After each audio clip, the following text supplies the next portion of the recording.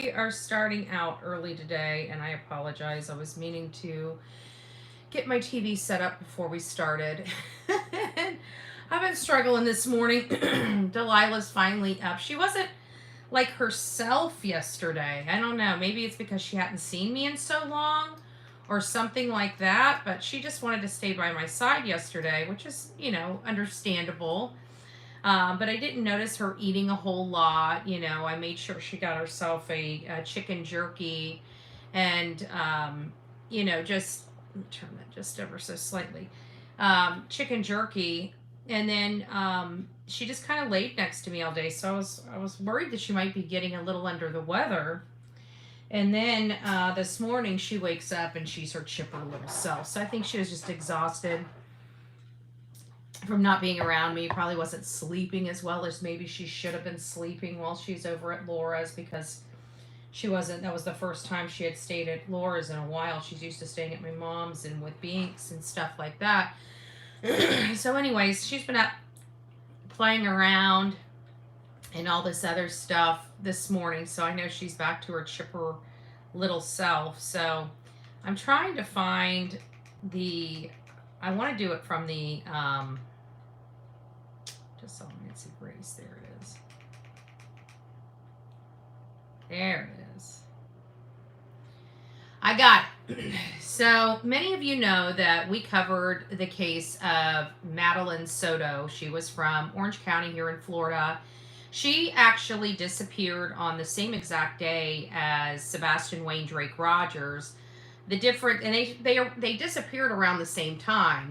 She was in Florida being reported missing. She wasn't reported missing until the afternoon, like around 4 or 4:30, and she disappeared. She never made it to school. Much like Sebastian Wayne Drake Rogers, we had two children, one in Florida and one in Tennessee, basically disappear at the same time. The difference with Madeline Soto is she was found on February 29th, if my memory serves me correctly, and Stephan Sterns was arrested on March 1st and has not been let out of jail since. They found stuff. He reset his phone. He tried to hide any and all information related to his relationship with this child, dating all the way back to 8 years old. It is quite repulsive, quite frankly. And a lot of my audience believed that Jen had some type of responsibility and in all of this, in the essay of her daughter, the abuse of Stephan Sterns. There was just a lot, but a lot of my audience believes, including my mom. My mom just doesn't believe that something like this could go on in someone's home without anybody knowing about it. My experience has been a little different because I covered a case of Paula Miranda Rosa. She was an older adult that disappeared in the swamp of Osceola County, and the detectives believe that she was killed by a gator.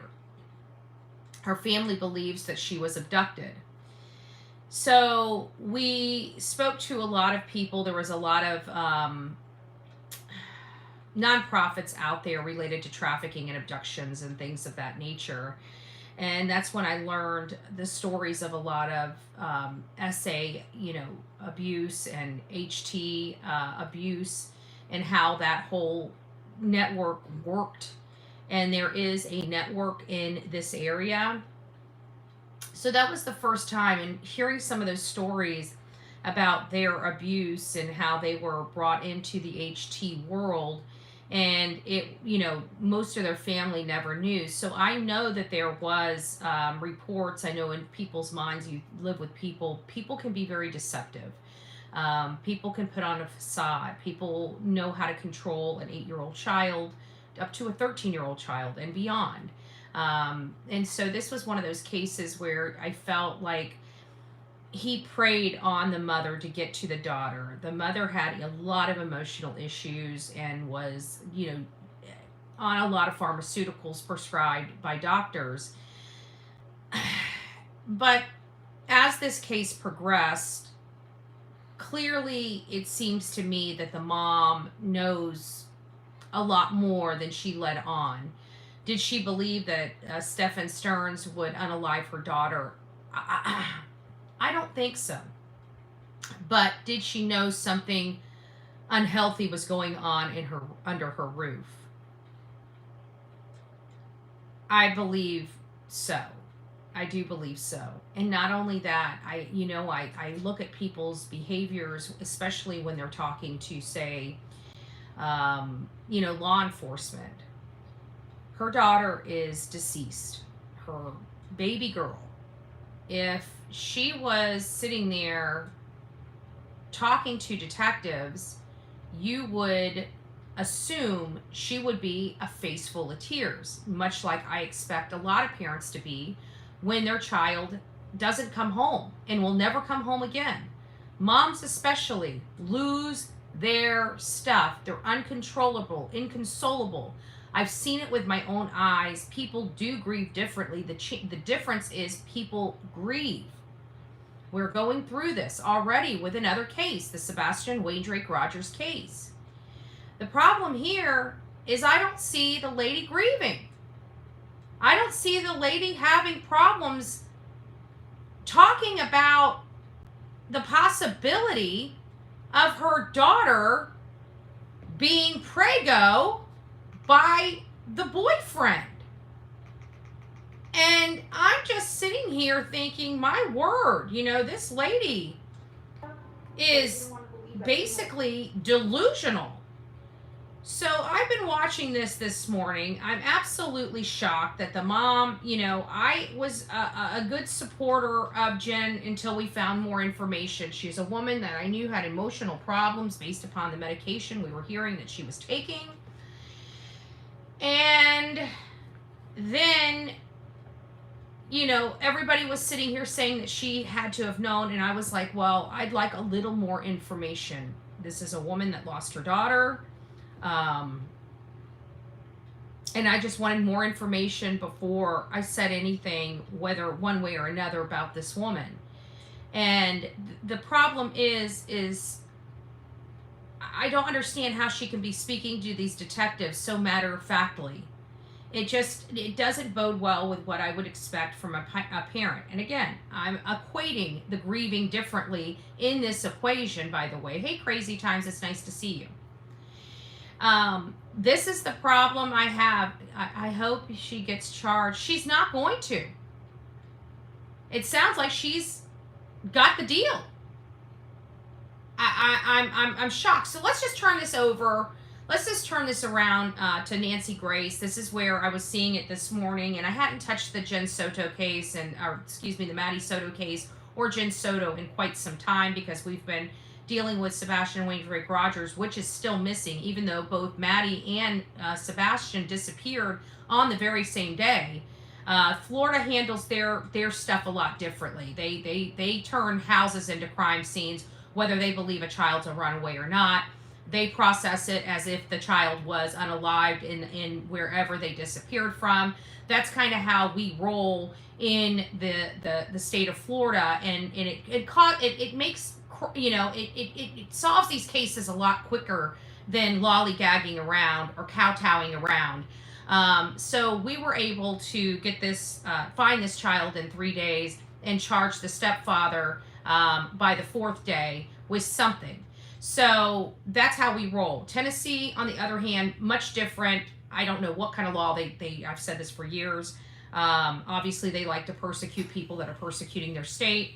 And I'm the top person here on social media that talks truth to power when it comes to Tennessee. I don't understand.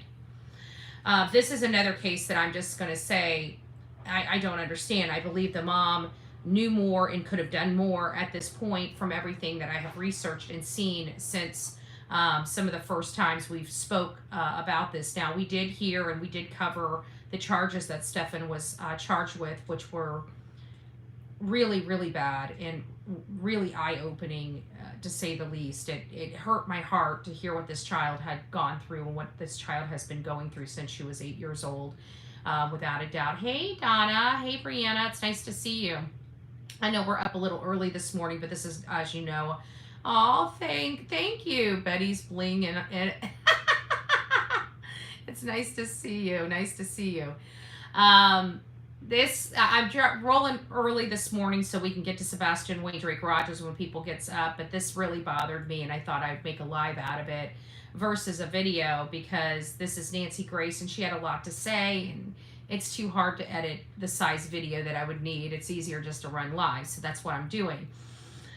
We'll be starting to get back. Hey, Maddie Don, it's nice to see you. We'll start getting back into the office. I know it's been a while since we had like a produced live, versus this right here, but it's just been easier. And so I kind of, because everything in my life has kind of been a little difficult, so I've been trying to dumb it down for myself for a little while, and then as things start relaxing a little bit in my life, then we'll start doing the nice, productive, and produced lives on the screen, 2 screens, be able to see it, and instead of being like this and having to do it on the TV. But I digress. This is the way it's going to be until life settles down for me, because it takes a lot of time to set that stuff up on my computer, finding all the stuff and talking points and everything like that. So it is what it is.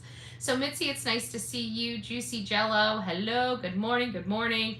And again, thank you so much for the bravo. I appreciate it.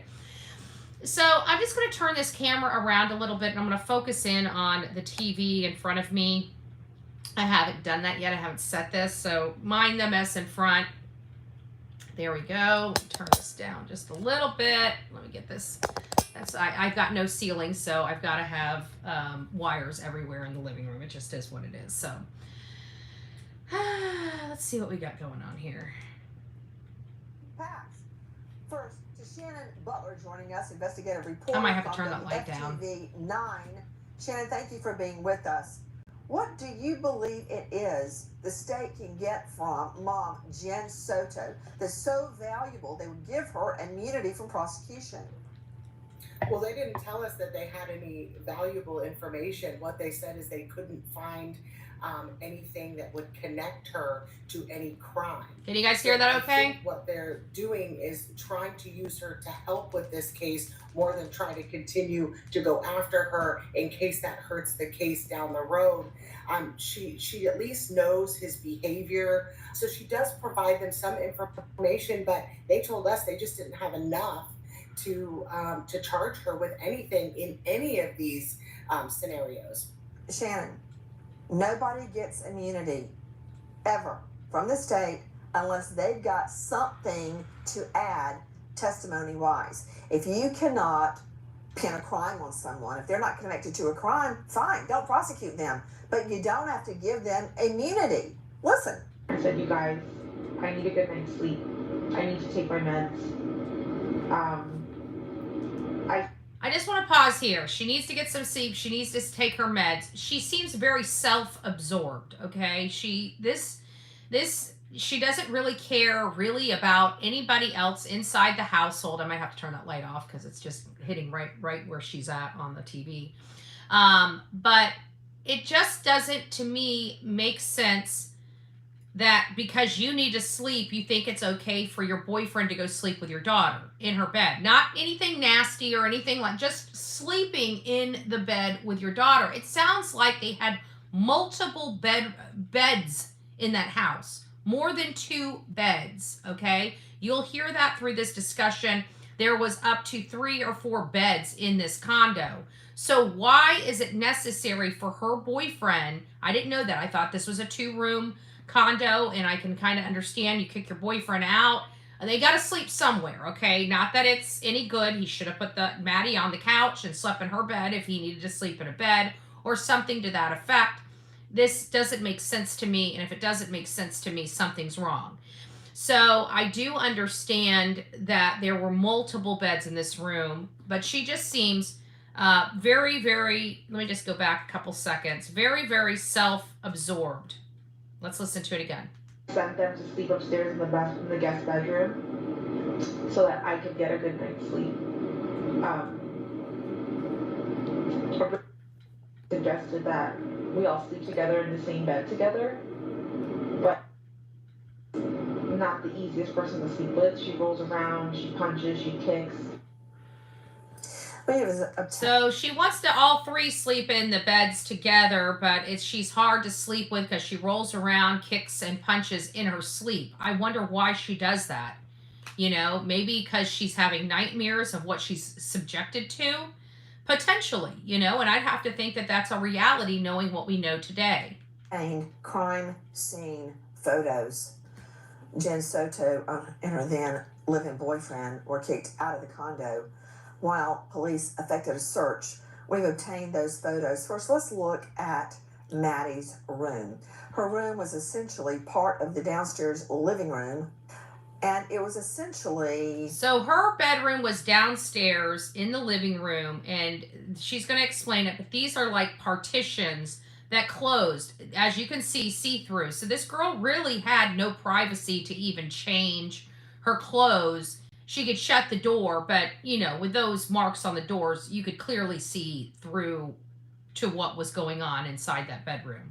That's a little problematic to me. Why did she have to sleep in a makeshift bedroom that they made off of the living room versus an actual bedroom, which there was? A bed cordoned off by this see-through partition there on the bottom level of the home. What more do we learn in the crime scene photos? Those boxers right there belong to Stephan Sterns. That's disgusting. They were pictured at, and that's Maddie's bedroom area. Those boxers in her... So those boxers are pictured in the laundry of this child's room. That is a problem for me. Why would any grown man be undressing in a child's room, especially their undergarments?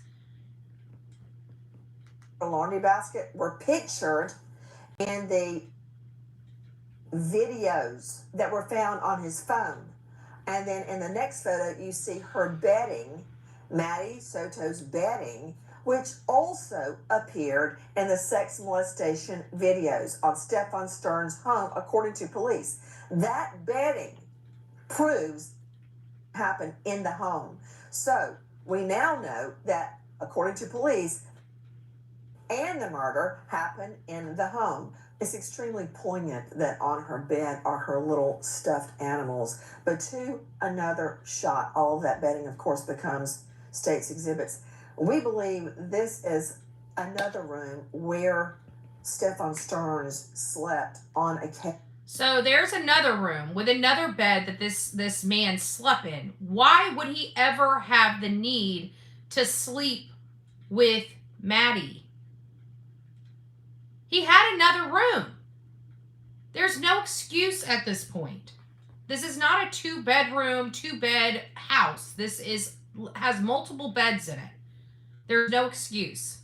And we know that the room where he slept with Maddie at her mother's direction had a lock on the door. And a lock. Look at that. You guys see that? A lock on the door. A lock. This is a little more than a mom not knowing something's going on in the room. This is, in my opinion, critical evidence. Yeah, she might have been, she had to have known something. I'm sorry, she had to have known something, and I think that will be revealed in this segment.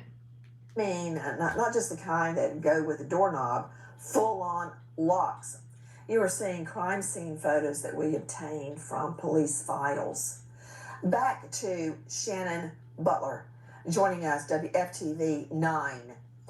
Shannon, many would argue that... Did you guys see that? There was alcohol. I just noticed that. No. Back to Shannon Butler, joining us, Let me go back. I'm going to go back a little further. WFTV 9. Let's go back to the lock. You were seeing crime scene photos that we obtained from police files. Back to Shannon Butler. Right there. Did you guys see that on the corner? I know that the little thing popped up, but look at that. That looks like liquor to me, like a bottle of wine. Like a bottle of wine. I don't know if this is still Maddie's room, but why is a bottle of wine doing in a child's room? Joining us, WFTV 9. Shannon, many would argue that sending your daughter to go sleep with your adult living boyfriend is gross neglect that exposed her. I mean, the public here in Central Florida has said over and over again, we don't understand. We don't understand how she's not held to any accountability in this situation. But like I've told you before, police just don't seem to have anything they want to charge her with. And speaking of mom, Jen Soto's response after Maddie first goes missing, this is what she said. When you guys showed me the picture of her, I believed the sexual stuff, but I didn't want to believe that he had done anything evil to her. I'm like, no, what? I believe the sexual stuff, but didn't believe he did anything evil to her. I don't know what she classifies the sexual stuff as, if not evil. He had been doing this to this child since she was 8 years old. This is a problem statement for me. A huge, huge problematic statement for me. Let's go back and listen to that. Hopefully I went back. This is what she said. When you guys showed me the picture of her, I believed the sexual stuff, but I didn't want to believe that he had done anything evil to her. I'm like, no, what if he did this stuff fine, but what if she's still missing out there? What if somebody took her? I still wanted to believe I believed him. I believed his whole story. So I was just like, I kept repeating that part. I'm just like, what if she did get dropped off? What if she got abducted? What if she's missing? Okay, Shannon Butler joining me, investigative reporter, WFTV 9. Did I just hear mommy correctly?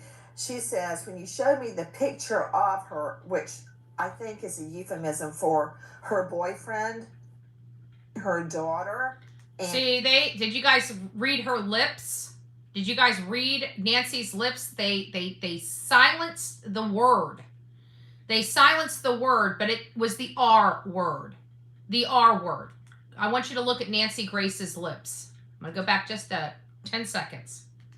If I dropped off, what if she got abducted? Watch Nancy Grace's lips. Watch. Okay, Shannon Butler joining me, investigative reporter, WFTV 9. After the euphemism. Did I just hear mommy correctly?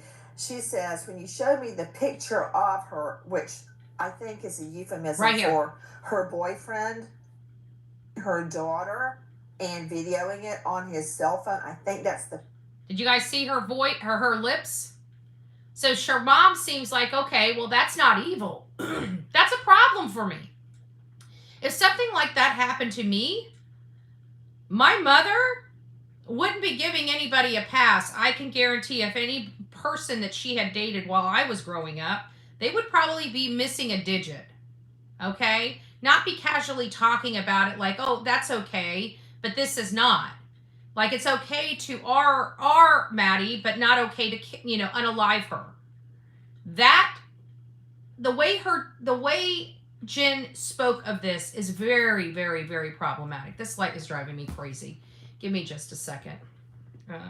All right, Delilah, you're going to have to move just a second. Mommy needs to get, well, we're just going to go through it. You guys are going to have to deal. I'm going to have to deal with it another time because Delilah will not move. Picture that she's talking about. Quote, I believe the sexual stuff, but I didn't want to believe he had done anything evil to her. Yeah, and you can hear from that interaction with those deputies, there was a lot of pause that they took, even after we talked about this later on, about why she didn't quite understand that what was happening there, at least in that interview, was evil and was wrong.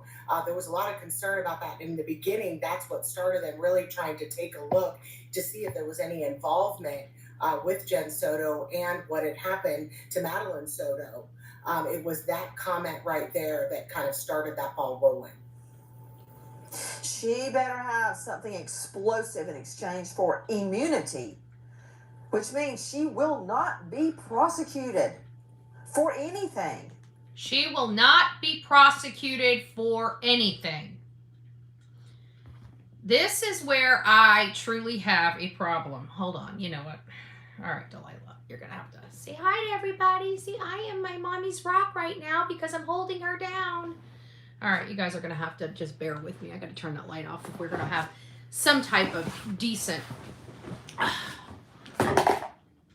Just stay. All right, I think this might help a little better. It's going to make me a little darker on one side of my face. There we go. But at least our Cinemac will. I don't know why it gets such a blue haze on the TV when I do that. Sorry about that, guys. I wanted to get that light out. Hi, Delilah. You're so sweet. Look at that cute little face. She's just so cute. Sorry. Get back to professional.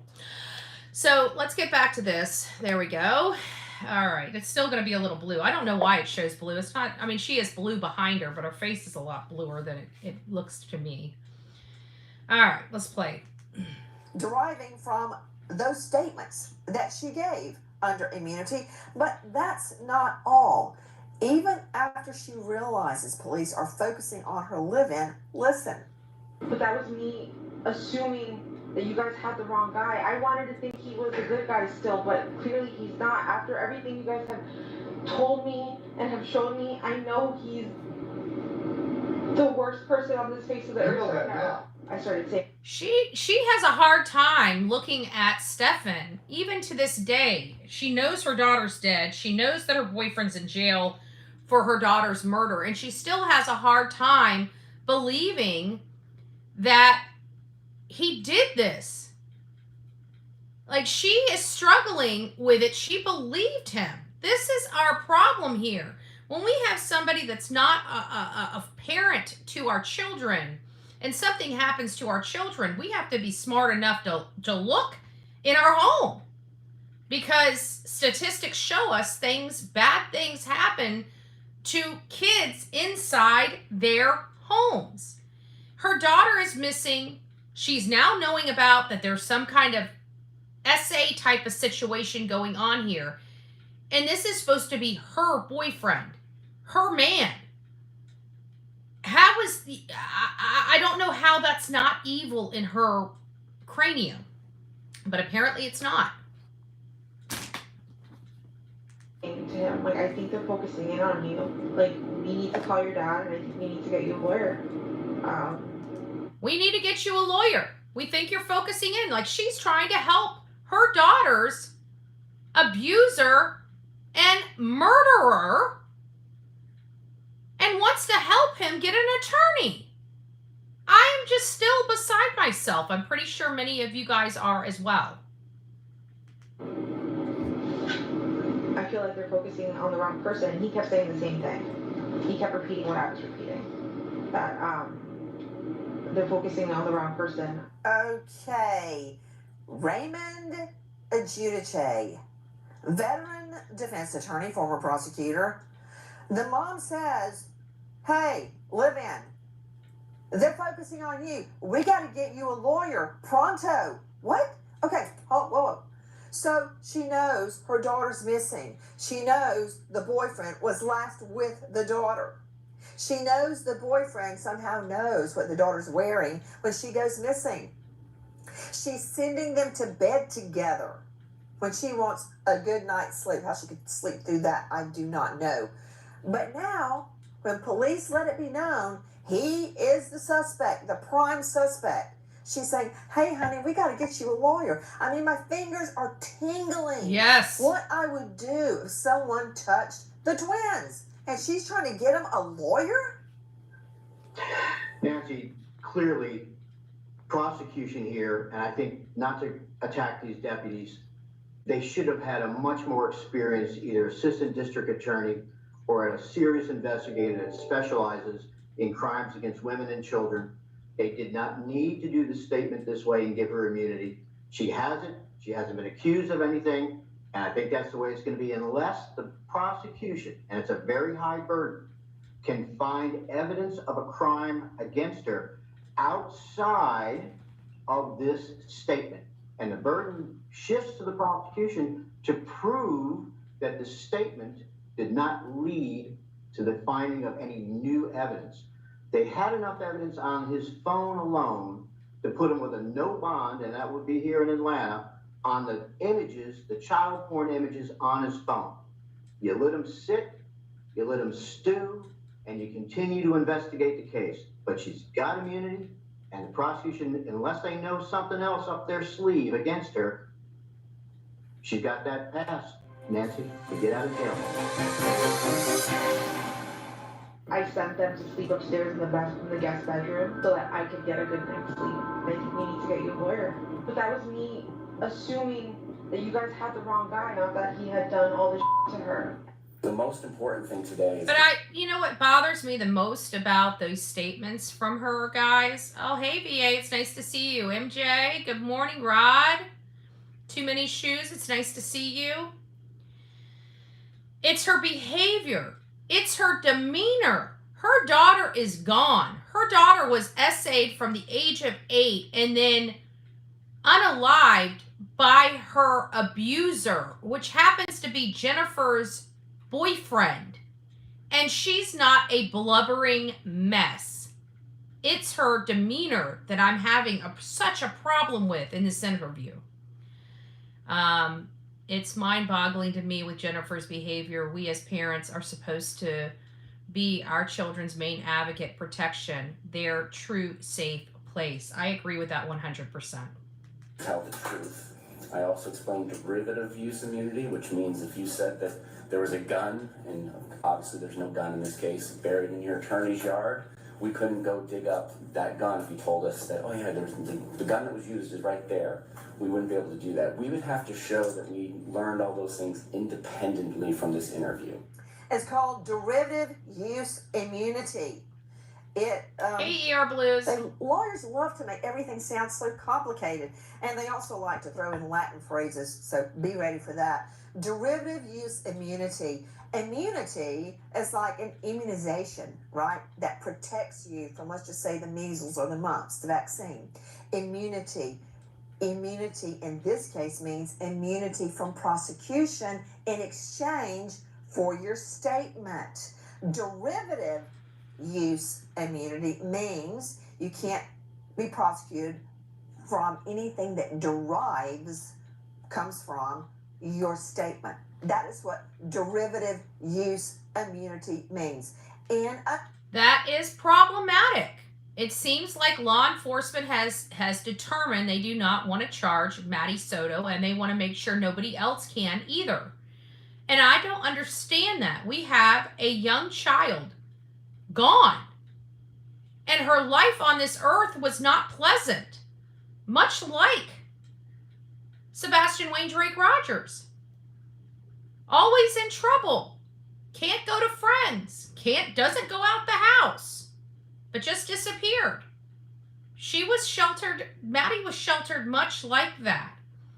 Wasn't able to go stay at friends' houses, didn't have friends stay with them. Lots of isolation behavior, which is a key component to abusive households. in a nutshell, Ray, yes, no.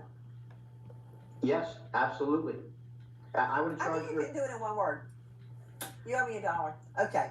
Yes. All right. Now, Ray, I want you to hear the bit that we've managed to obtain, then I'll bring in the rest of the panel. We've gotten some of her new statement that she gave after getting immunity. For those of you just joining us, Maddie Soto was for years, hard for years, she under said, her own mother's roof by mommy's part-time live-in. When I say part-time, the rest of the time, he lived in his own mother's house. Okay, not judging. That said, this went on for years. I'll judge. It's a pet peeve for me. It really is. You taking care of your parents is one thing. Your parents taking care of an adult child's another thing. And I just want to put it out there like that. If you are one of those people, do your best and try to stand on your own 2 feet, you know.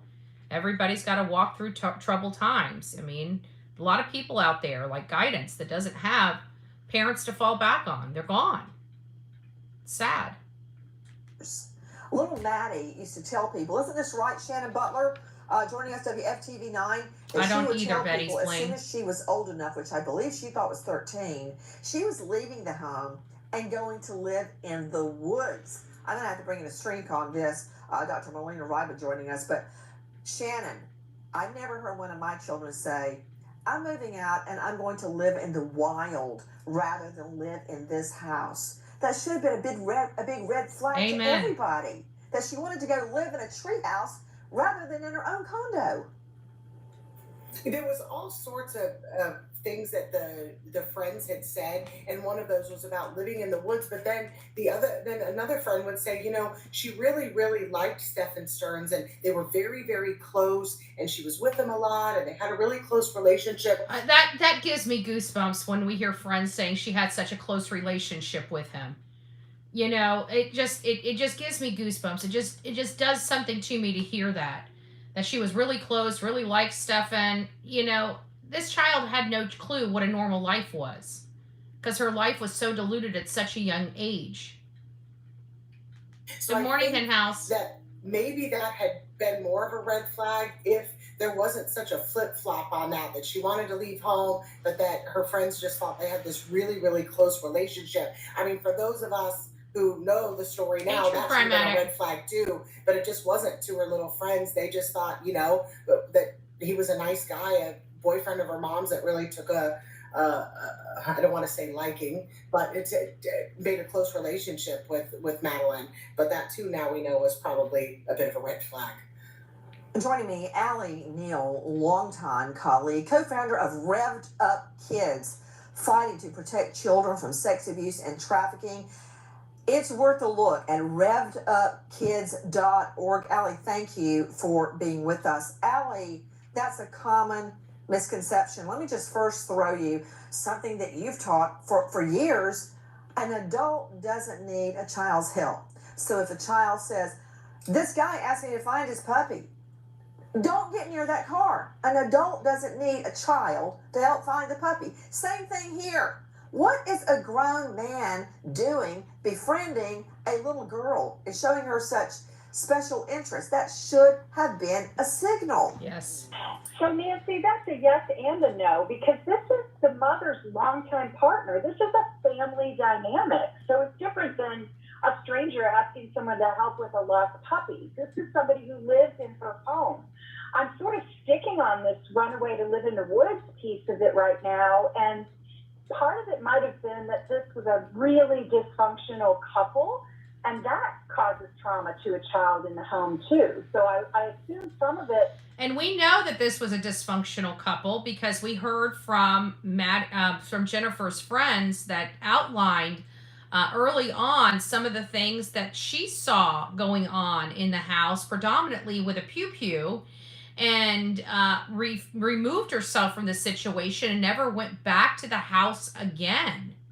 So we definitely know that there was a lot going on behind these doors, like lots of psychological manipulation and abuse on everybody's part at the hands of Stephan Sterns. That I do believe. Was the sexual abuse that was occurring, but this man probably had groomed her to a place where she thought this was okay, and she thought this was part of loving somebody, and she may have had a very blurry line regarding the sexual abuse, but in all of this stuff that I've read and heard, these were two people who were highly dysfunctional, and when one of them was down, they typically dragged the other one down. So it was the pew-pew, he carried a side piece on him, I heard quite frequently. So that to me could pose as intimidation, so to speak, in the household. You know, it sounded like they had fights and he was threatening to unalive himself at times. So definitely dysfunctional in the house, and Maddie witnessed all of it. It's a really dysfunctional family environment that Madeline was swirling in, and all of it is incredibly unfortunate. Now look at this video, it's body cam video of Stephan Sterns with Jen Soto. This is after Maddie goes missing, and maybe I'm the crazy one, Dr. Madeline Riba, but they don't look that upset. Look how calm he is. Still to this day, she's talking to officers and doesn't seem that upset. This is just, they were reported missing on both February 26th of 2024. That is correct. One was reported at 6 a.m., which is Sebastian Wayne Drake Rogers. And Maddie was reported around 4:30, but law enforcement didn't get there. I mean, the law enforcement took their sweet time getting there for this child. I mean, hours. They were on other cases. That this is a problem that I have, and this, they don't do their law enforcement. They don't handle the level of calls, nor do they have enough law enforcement personnel to handle the level of calls. And it took hours for law enforcement to come and take the report of Maddie missing, and she was already deceased. It's just everything that could go wrong went wrong, and they were still able to put a guy behind bars in 4 days, just to let you know. He knows, according to police, that he has, and I mean, this child for years, she just turned 13. Whenever you hear the thing where you don't hear, it breaks up Nancy's voice, she's saying the R word. She's saying the R word when when that word is, when you don't hear her voice. And he knows that she's dead in this video. And he's just chatting everybody up. How does that happen, Marlena, right? But I mean, if I even tell a lie, my face gets hot. I'm sure I'm going to get found out, which I always have. I even think back on it and I almost feel sick to my stomach. How can you stand there so calm when you have just murdered a little girl and discarded her body? Yeah. There's so some I think shocking in this situation, information. Unfortunately, it seems like coming. there's a pattern of behavior that could be characteristic of someone that potentially demonstrates characteristics of someone with antisocial personality disorder. Joining me also is Tom Smith, former NYPD detective, and Dr. Todd Barr, forensic pathologist. But guys, I want you to hear, after she's been warned to tell the truth, they're giving her immunity. This is what she says. So now you've broken up with Stephan in December of 2022, right? Mm-hmm. He's still paying rent, and he's there full-time in bedroom number 4. Is that where he goes after you break up? No, he stayed in my room for a few months. We've broken up, but we weren't sure how to discuss it with Maddie because it was the middle of the school year, and I didn't want to affect her in any way. Mm-hmm. So we just played it off, acted like everything was normal and fine for the first 6 months. And then eventually she caught on, and then when she did, we admitted to her that we were broken up. And then, yeah, at that point is when he moved up to bedroom 4. Okay. It's my understanding that it's December 2022 that you and Stephan kind of break up, Yes, but he still remains in the townhome. yes. Why is that? So even though we were broken up, I still considered him one of my best friends. They're broke up. She considers him one of her best friends. And so he can still continue to live there even though they're broke up. I don't know how that works. I really don't. Because when I break up with somebody, I want them out. Out. I wanted to give him the opportunity to live there, and he had just gotten a job at Disney and was doing well. Okay. And I didn't want him to continue to lose that because he had been struggling for a long time to get a job or do anything with his own mental health issues. Okay. So he has his own mental health and has struggled to get a job. So she felt bad for him. Not what her daughter's going through, what he's going through. Don't get it. Just wanted to give him a chance to do something, be something. Okay, let me Hey, Todd. understand something. Shannon Butler joining me, WFTV 9. Does Stephan Sterns have a job at Disney with children? Or is this more like a Top Mom Casey Anthony thing where she tells her whole family she works at Universal and even wears the uniform, but she really just sits on the sofa and eats chips all day? Before we finish that, we do have a photo of Stephan in his uniform. So I definitely know at some point he did work for Disney. Whether he worked for Disney at the time this all happened is unknown because Disney has said that he's never worked there, and we definitely know he has. Like when they leave, did he really have a job at Disney? So there was a lot of confusion about that. So he didn't have a job at Disney at the time. He didn't have a job at the time. But there were reports that he had previously worked at Disney because there was a woman who said, oh, I met him. We started dating because I met him when we worked at Disney. But when we had reached out to Disney when this case first came about. Disney's like, he never worked here. So there was a lot of confusion of whether or not he worked there or not. We still don't really know. I mean, we know what the women said. We met him when we all worked at Disney. Okay. But Disney claims he never I worked got a there. question. Allie Neal, you got to help me. You hear Shannon Butler, WFTV 9. I don't like that. What is with women? A guy says, oh, yeah.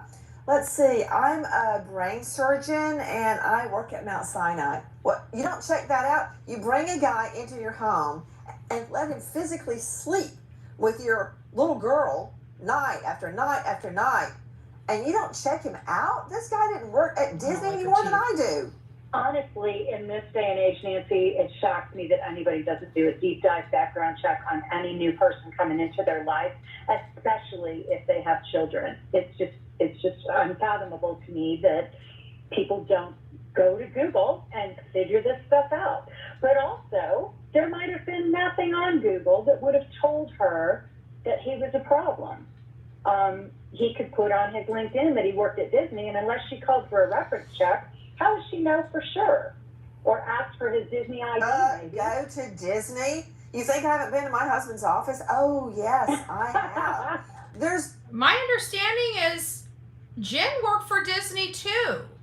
She worked in a hotel that was owned by Disney. So I would think that she would know, potentially. More. Yeah. There's more about the breakup and mommy deciding for some reason, some obscure reason, he should stay there because of his fake job. There's more. So now you've broken up with Stephan in December of 2022, right? Mm-hmm. He's still paying rent, and he's there full-time in bedroom number 4. Is that where he goes after you break up? No, he stayed in my room for a few months. We'd broken up, but we weren't sure how to discuss it with Maddie because it was the middle of the school year, and I didn't want to affect her in any way. Mm-hmm. So we just played it off, acted like everything was normal and fine for the first 6 months. And then eventually she caught on, and then once she did, we admitted to her that we were broken up. And then, yeah, at that point is when he moved up to bedroom 4. Okay, Tom Smith, former NYPD co-host of Gold Shields podcast. Tom, isn't that taking the charade a little too far? Did you hear? For the first 6 months, how long was she going to give him? He slept in her bed after the breakup because he was her, quote, best friend. What is wrong with this? Well, she enabled everything that happened in this situation to happen. She didn't check him out. He's a predator. He is an evil, evil person that just preyed on her daughter.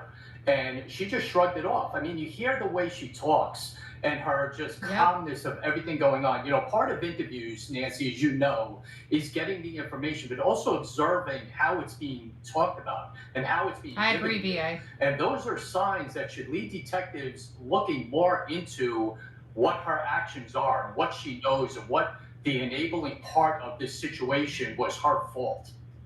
You know, Ray Giudice, I agree with Tom Smith. But did you hear what she said, Raymond? And by the way, you are seeing crime scene photos that we have obtained from the police investigation. Ray Giudice, she said he paid rent. Nancy, look, dysfunctional family is not a crime. She hasn't been charged with anything. She hasn't been indicted. And again, I agree with what Detective Smith just said. He and I have done shows with you together. I have a lot of respect for him, but that's not a crime. And somewhere in that interview, if the detectives felt that they were stumbling or about to stumble on a crime, they should have terminated that interview, retracted and cut off the immunity at that point, gone up to the DA's office and gotten a charge against her, but they don't have one, and they're probably not gonna have one. And again, I'll go back to it again. She didn't even have a lawyer to negotiate this immunity, and they just handed it over. Please join us. That's a problem for me. She didn't even have an attorney, and they just handed over immunity. You know, this is odd. Law enforcement, especially here in Florida, when people, especially when it comes to children, are convicted of crimes, but this child, you know, these crimes happened before this child was 12 years old. In all reality, could Jen if charged, be facing a capital crime? I don't know. Maybe that's why they thought that was too. I don't know. This doesn't make me feel very comfortable. I'm just saying. On our mission to find missing people, especially children, to solve unsolved homicides. If you're on the go, catch us on your favorite podcast app where you can get all of our anything equal to her. What you just said is the sex stuff is fine. It's not fine. I look back now and just like, he was lying, he was faking. Once he moved up to bedroom 4, where there were instances where Madeline would sleep alone upstairs with him, I'm gonna say, I want you to think carefully before you answer, because obviously we've gone through your phone and we've seen all the conversations that you've had with Stephan. Whoa. So it's clear that that's occurring. So I'm giving you the chance to answer the question. yeah, I'm just trying to figure out how many times it's happened. Okay. This is the testimony for which the state has given mommy immunity, derivative use Yes, immunity. true crime. And she's broken up with Stephan Sterns, according to her, but they sleep in the same bed for at least the next 6 months, except when he's sleeping alone with her 12-year-old daughter, Maddie Soto, now dead. This is particularly heartbreaking. We hear Jen Soto describe her daughter, Maddie, desperately wanting to sleep at her little friend's house. Wow. Listen. She wanted to really sleep over her best friend's house, and I just kept saying, no, you never know what could happen. I don't know the dad, I don't know the brother, I don't know anybody there. Like, I don't know what could happen to you. So she's more concerned about her sleeping at a friend's house than her sleeping with a man that's not her father. Got it. Just afraid of her getting assaulted. Excuse me, Jackie, is my earpiece working? Because I'm pretty sure, Shannon Butler, I heard the mom say, no, you cannot sleep over a little friend's house because I don't know the dad, and I wouldn't want you to get sex assaulted. I know. Yes, this is in Every time we Florida. listen back to these interviews, we find something else that we're like, what did she just say? She claims to not have known about the abuse in her own home. This is always what struck me. Look at this picture, Nancy, that you just put up there. His boxer shorts in her hamper. I always wondered why there wasn't a question by her to say, how did your underwear get in my daughter's makeshift bedroom? Yes. I mean, they're right there. Joining us now, Dr. Melina Ryba, joining us out of Myrtle Beach, forensic psychologist and research consultant. Dr. Marlena, how do you not know what's in your laundry, your dirty laundry? I see way too much of our family dirty laundry. I know what's in there. Yeah, and so I think, to the average person hearing that, that immediately raises a huge red flag. And so I think this really all comes back to the mother's parental fitness, right? And her capacity to protect her child. And so there's obviously a lot of details in this case that would suggest that she was not really doing a good job in any capacity in that regard, right? So we have the fact that she introduced unfit people to her children. There was a lack of reaction from her, in terms of being concerned about what was going on up until the disappearance of her child. There's certainly evidence that she was very permissive in terms of what was going on between her daughter and her boyfriend. Bottle of wine. And it seems to me also that sort of the measures that she was, taking. Following up on what Dr. Marlena Ryba just said, here you see the mom, Jen Soto, worried about another person that could molest Maddie. Maddie had the opportunity to go visit her biological father in the fall out in Texas. Is that a yes? Yes. All right. Do you remember texting the biological father, hope nobody touches Maddie or tries or films her under the bathroom? You remember sending that text? No. Orange County Sheriff's Office back in February? No. Because that seems like a very oddly specific thing to text the father, so you didn't know. What? We gotta listen to that again. She's texting her biological father. Why is she so concerned of someone? She had to have had some inclination. Normal people don't say that to the biological father.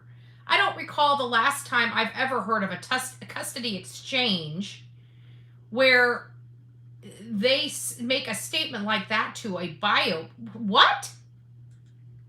Seems like she's already got some guilty stuff going on, already preparing. If they find out, she knows how she's going to handle it. It's going to be their fault. It happened at their house.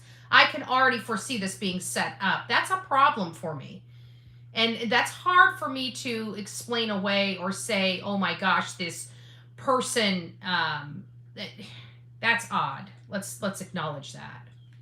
Hey, Shining Following Star. up on what Dr. Marlena Riba just said, here you see the mom, Jen Soto, worried about another person that could molest Maddie. Maddie had the opportunity to go visit her biological father in the fall. Yep. Out in Texas. Is that a yes? Yes. All right. Do you remember texting the biological father, hope nobody touches Maddie or try or films her under the bathroom? You remember sending that text? No. Orange County Sheriff's Office back in February? No. Because that seems like a very oddly specific thing to text the father. So you didn't know anything about what was going on filming underneath bathroom doors? No idea. I don't know why I would have texted them. Yeah, I don't know why I would have done that. Raymond Giudice, you do know that another person that lived in the condo, this condo belonged to Maddie Soto's grandfather. And the grandfather rented out different bedrooms to different people, and they could all use a common area. Okay? That's how that worked. One of the other people that lived there, Raymond, was a lady, a woman. And as it comes out, on Stephan Sterns' phone, when they're looking at all these pictures of him, Maddie, her picture comes up, the renter, naked, in her room. And what Stephan Sterns had been doing was putting his iPhone at the bottom of the door where there's a crack, to where you can look up and see the woman walking around naked. She had... That man is definitely a predator. That's what we call a predator. If there was never a misconception in your mind prior to this, or there was, no normal person does that. I'm pretty sure all of us are aware. Good morning, Melanie. That is very, very, very disturbing. No idea. I mean, it is disturbing what he's already charged with, don't get me wrong. But hearing these fine details of other instances and whatever, you guys know what I'm saying, incidences, it's more bizarre. How could nobody know this? Did she never accidentally pick up his phone, or, not accidentally, but pick up his phone? I mean, there's been many times I'm just looking for something. I grabbed Vince's phone, pop it up, and go through something to find a photo that might have been on his phone and not mine. You know what I'm saying? How did she not see any of this? I'm very perplexed.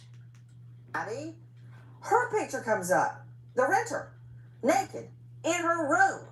And what Stephan Sterns had been doing was putting his iPhone at the bottom of the door where there's a crack, to where you can look up and see the woman walking around naked. She had no idea that was happening. Now, what I'm asking you keep saying there's no evidence of a crime. I hear you. I don't necessarily agree, but I get what you're saying. What about this? Was she clairvoyant? Like Scott Peterson, this is going to be my first Christmas without my wife. She's dead. And then poof, she was.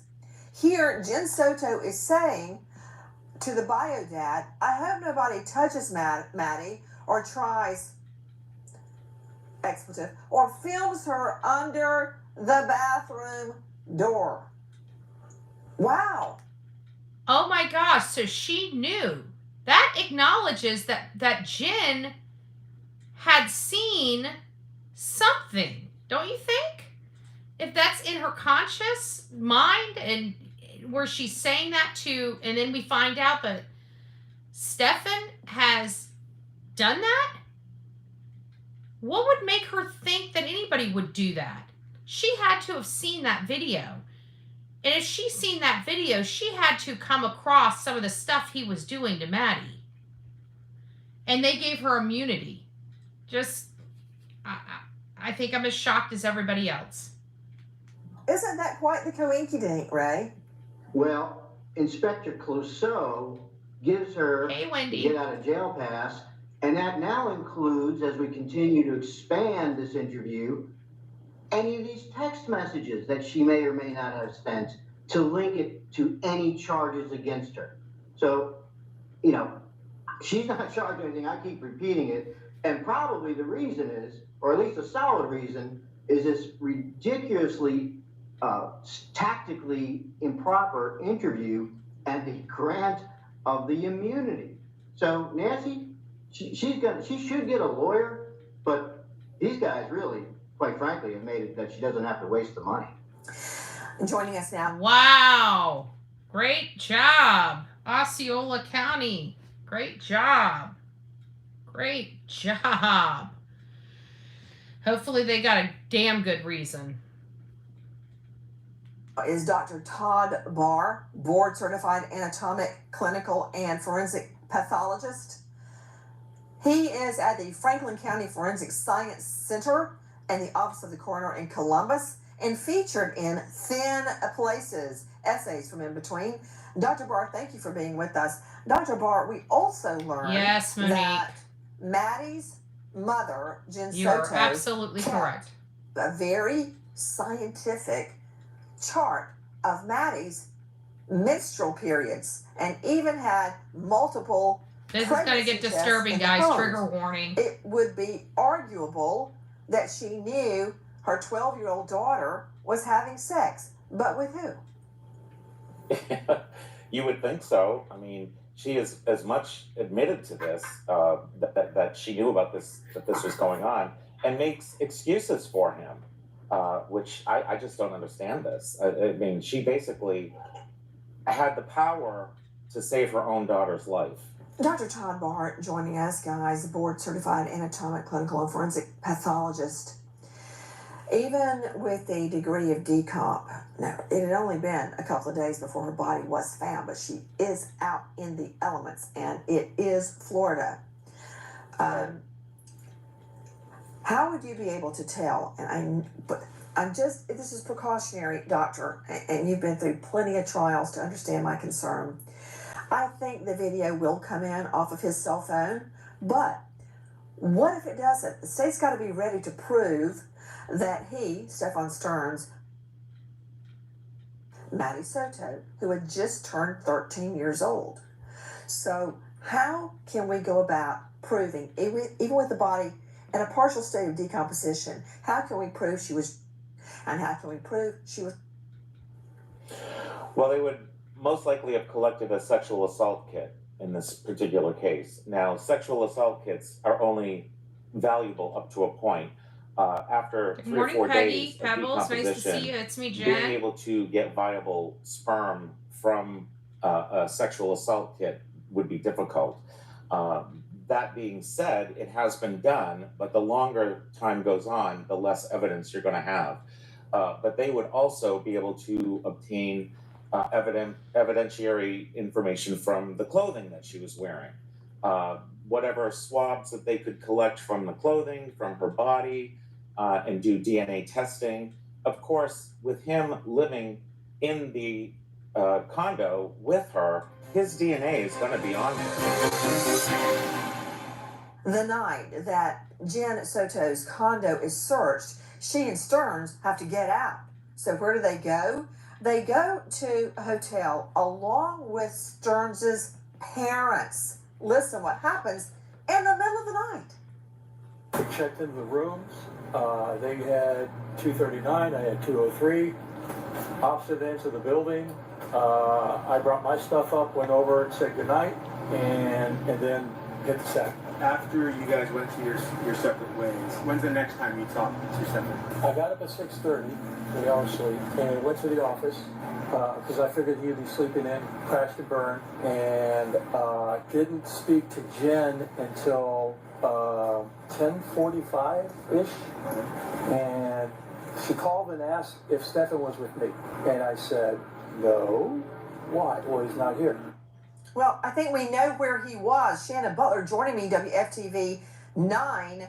Shannon, isn't it true that he and Jen Soto are at one end of the hotel, his parents are at the other, his dad and stepmother at the other end of the hotel, and he sneaks out around 3 or 4 o'clock in the morning and drives 300 miles? Yeah, if you know where Northport, Florida is, it is south, near Sarasota. He drove there because that's where his parents lived. Police say that he drove there not only to look a hard drive and a flash drive, but that he wanted to use their internet so he could log on to Wi-Fi and they believe delete images that he had of sexually explicit things. It's a long, long drive to use somebody.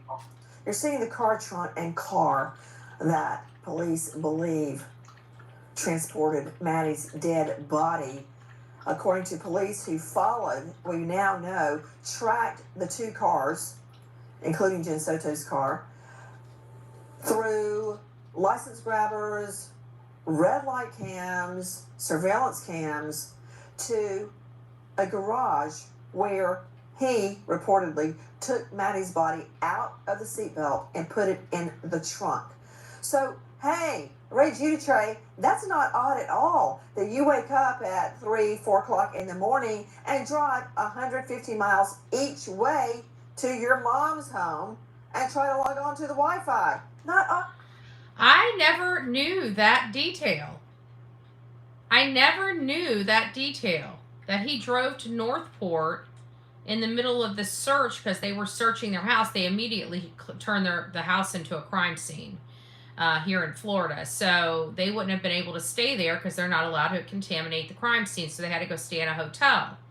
So they stay in a hotel with his parents, and he drives all the way back to Northport, Florida to log on to their Wi-Fi. That is insane. I did not know that detail. That was new to me. Not at all, right? Well, his story doesn't line up, and I keep going back to why did they take this statement and give immunity?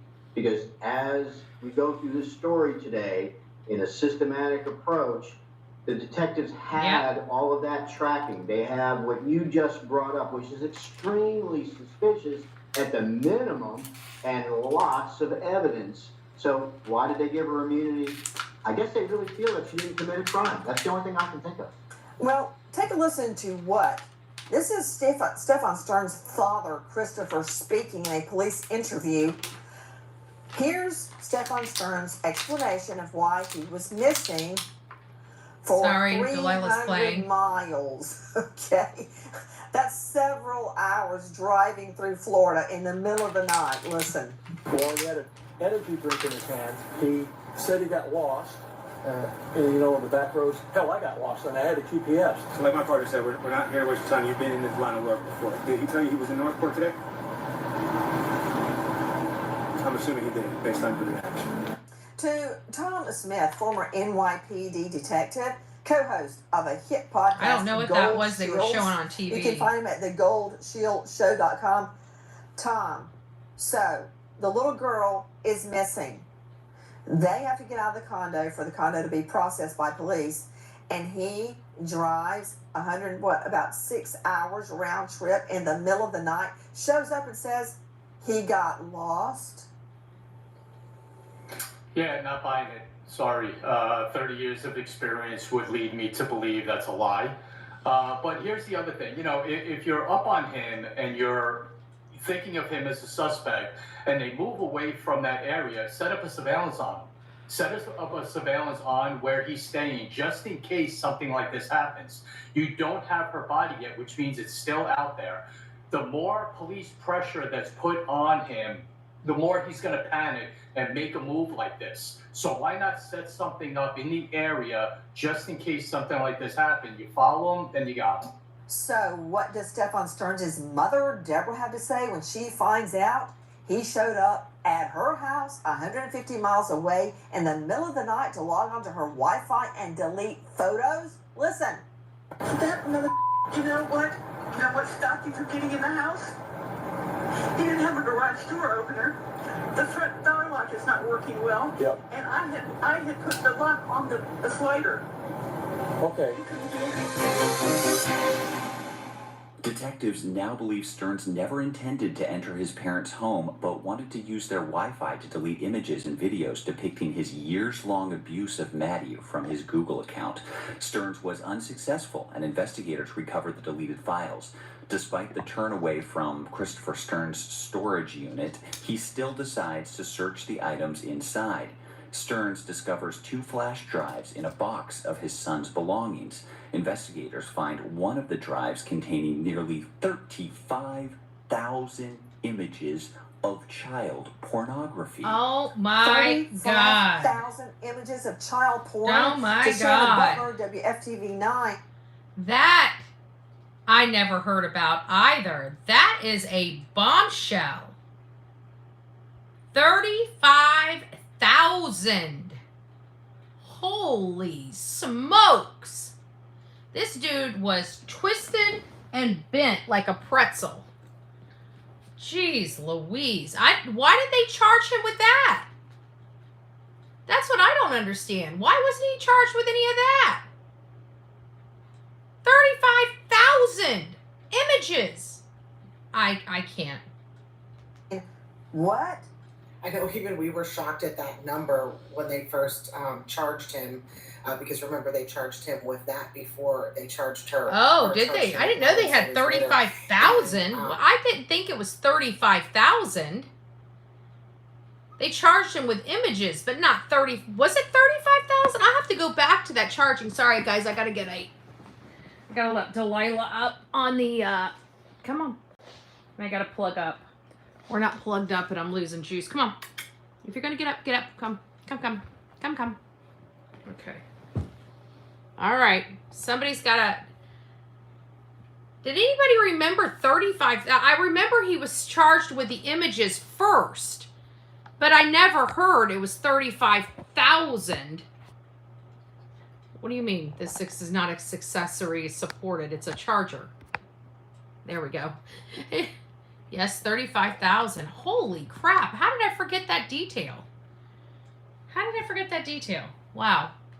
We knew that there was video on the phones. They told us that very early on, but then when they got this flash drive and told us 35,000 Don't know what that's all about. images, we were like, how long has this been going on? How long has he been, downloading these videos?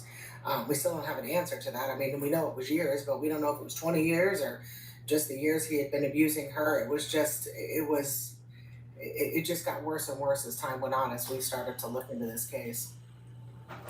And then he moves in with Maddie Soto. Now, speaking of his I guess that's his tire that came off. Gone 6 hours in the middle of the night while Maddie is apparently missing. This is what Stephan Sterns has to say happened that night. Is there some explanation of I came up Wednesday morning back at the hotel early in the morning, and is there some explanation why you left and went where you went? I was driving around.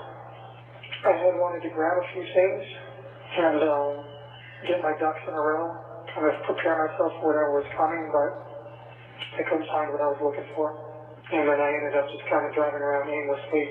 Yeah, he was looking for his mom's Wi-Fi password. That's what he was looking for. So, long story short, you were hearing a video call from behind bars. When will they learn to you, Tom Smith, that every phone call is recorded? They never learned, and thankfully for that.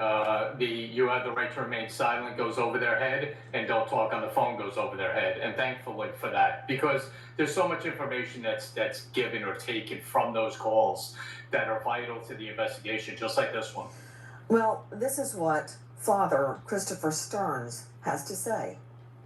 Look, he spent a lifetime lying to us. Okay.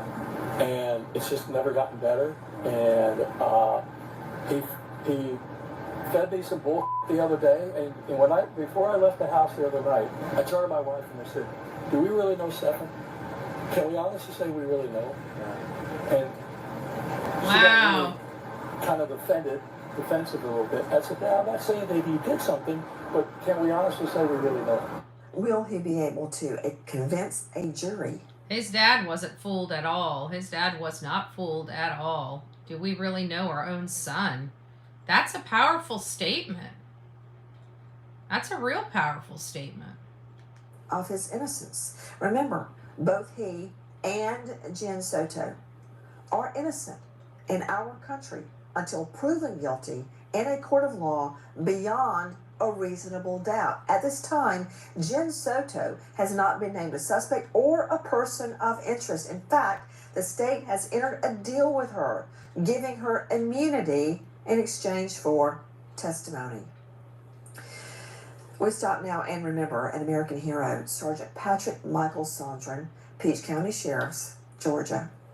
Shot and killed in the line of duty. Sondren, a U.S. Air Force vet, and served with Peach County 13 years.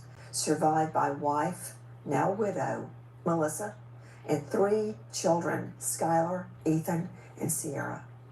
American hero, Sergeant Patrick Michael Sondren. Thank you to our guests, but especially to you for being with us tonight and every night. Nancy Gray signing off. I'll see you tomorrow night, 6 and 9 o'clock sharp Eastern. And on Thank you, Nancy. She got us some photos and videos related to the case. I think many of us can say shocked. I remembered the images, and I remember being shocked about how many images it was, but I didn't remember it being 35,000. That is just, holy smokes. We didn't know about the boxers in Maddie's laundry hamper. That's disturbing. I don't know if you guys heard about, I don't know if you guys missed it or not, but she said something about pregnancy tests. That she saw pregnancy tests. These are all red flags for any parent, any normal person to say, wait a minute, there's something going on. This is very highly disturbing. This is enough to push me over the fence and saying, Jen knows a heck of a lot more than she's saying, and I don't understand why law enforcement is giving her a free pass or signing this immunity when they did not have to. I'm not sure what in their right mind. She didn't have an attorney. There was no need for it. I'm not sure why. I don't understand. I really just don't understand. I mean, this woman at minimum neglectful, endangered her child greatly,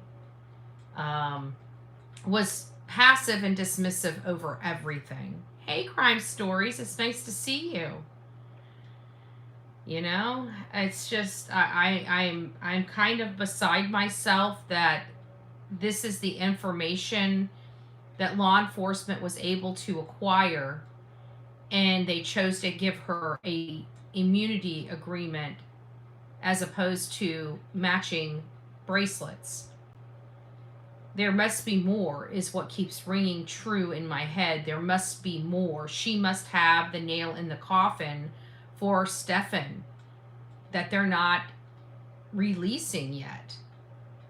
So I feel like there's more that we're still not seeing or hearing, because why the immunity? And not only that, any crimes that are derived by that, from that immunity. It just, testimony, she claims she knew nothing. She claims she knows nothing. Clearly she knows more than nothing. Clearly she had suspicions. Clearly she saw something in her phone to provoke a response so specific to Maddie's biological father. And how in the world did she get immunity? That's just surprising to me. How in the world did she get immunity? Derivative immunity.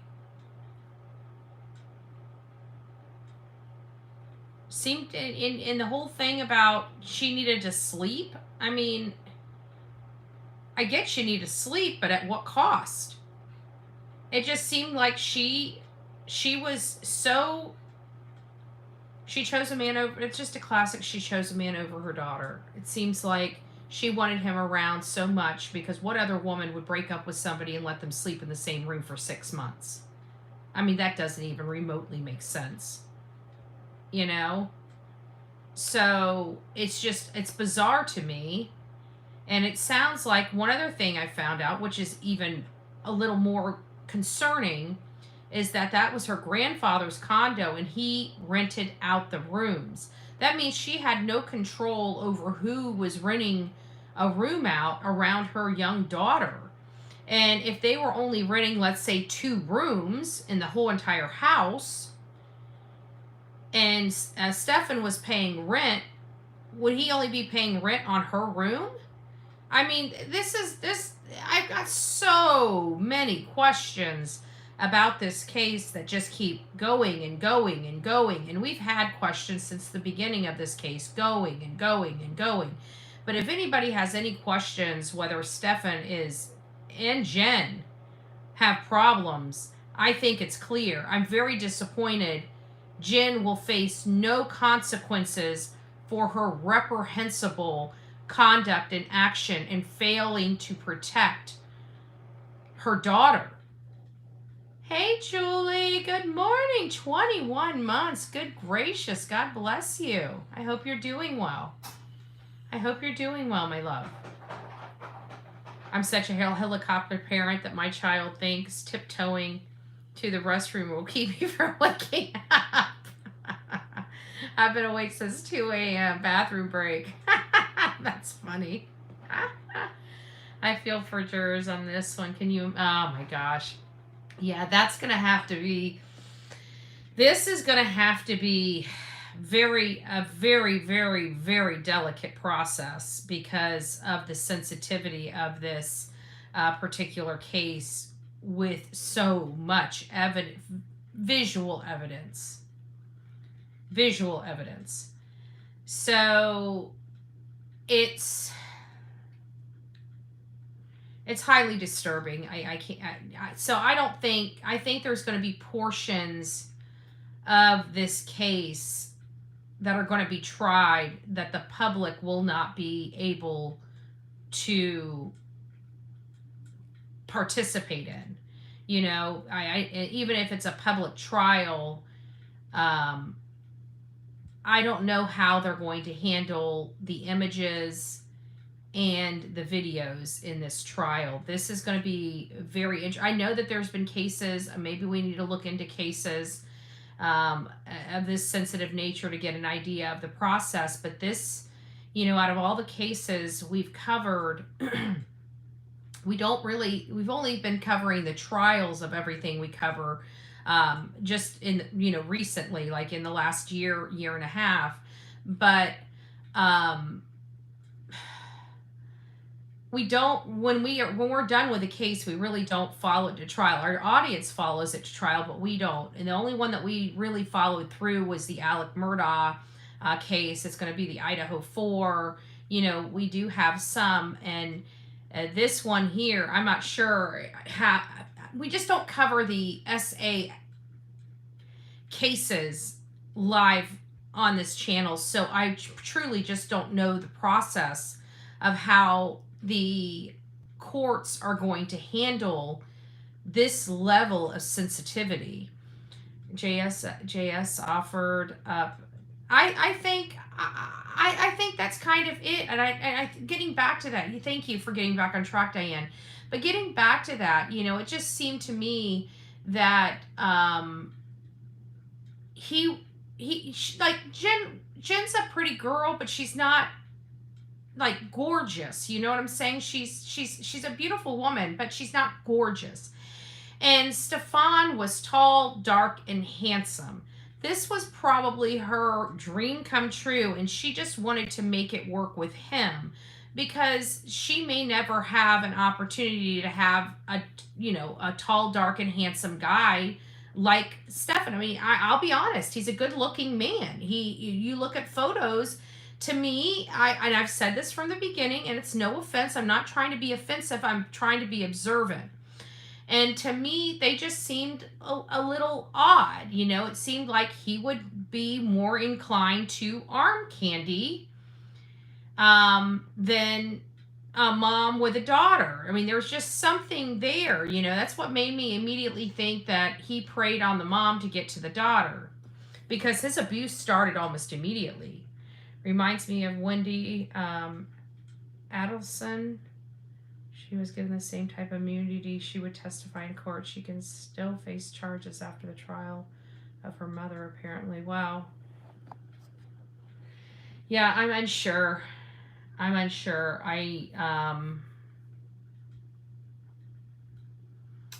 Because this one seems, this is a different type of immunity. This is if any crimes derived from her testimony is immune as well. I mean, it's called a derivative immunity agreement. So I don't know if Maddie, they've locked it up. Maddie didn't have an attorney, and they still locked it up.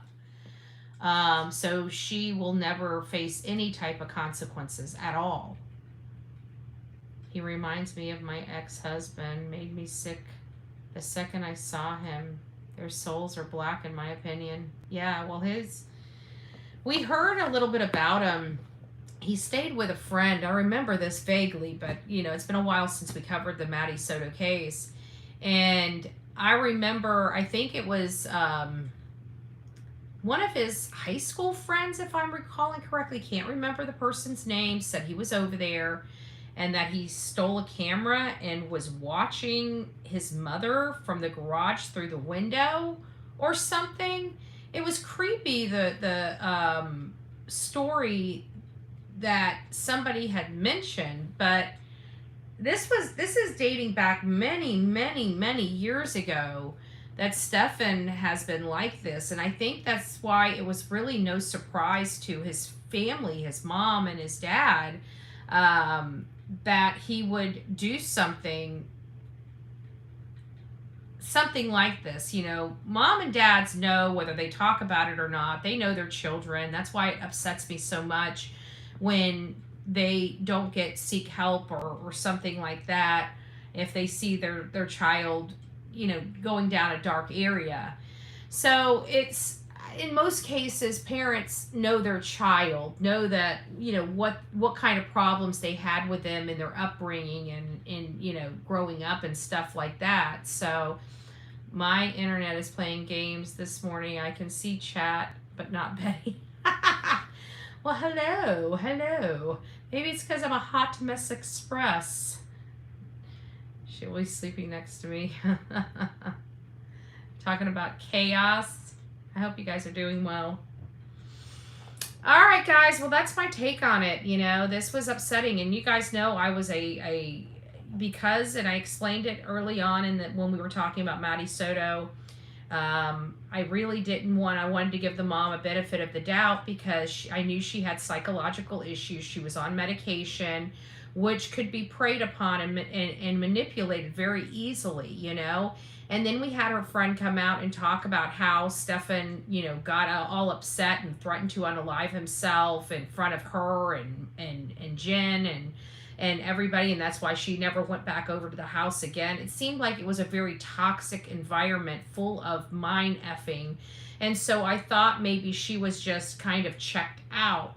And that very well may be the case. She may have just checked out. She may have just didn't, you know, think anything was going on. But there's a time when I can't justify even that, because of the text message that she sent to the biological father of Madeline Soto.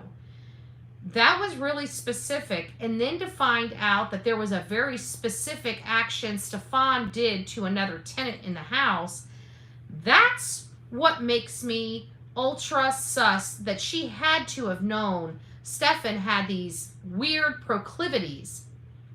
And if she saw that video, she had to have seen the other videos. How could she have not known? I don't know. I think it's a miscarriage of justice to have given this woman a plea deal like this. I really do.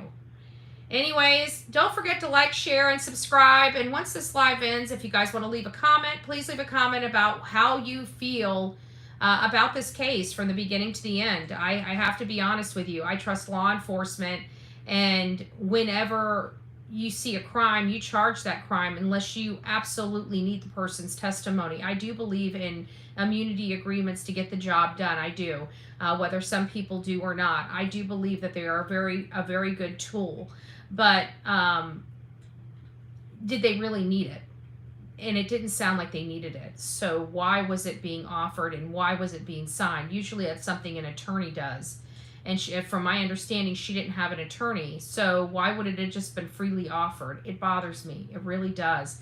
Because I always believed if she did something or had a hand in anything, she would be rightfully charged. And I feel, based on everything that I've seen on the Nancy Grace show, that she should be rightfully charged for something.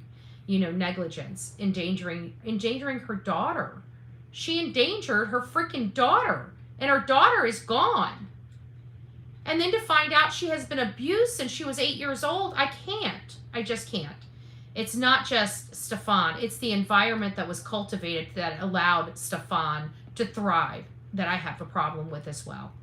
All right, guys, rock it out with your coffee beans out. Thanks for sticking with me. I know we haven't covered this case in a while. We will be back with more Sebastian Rogers case information, just updates, remind us of all about what the facts of the case are, and keeping his name alive out there in the ether. All right, guys, God bless. Rock it out with your coffee beans out. See you soon.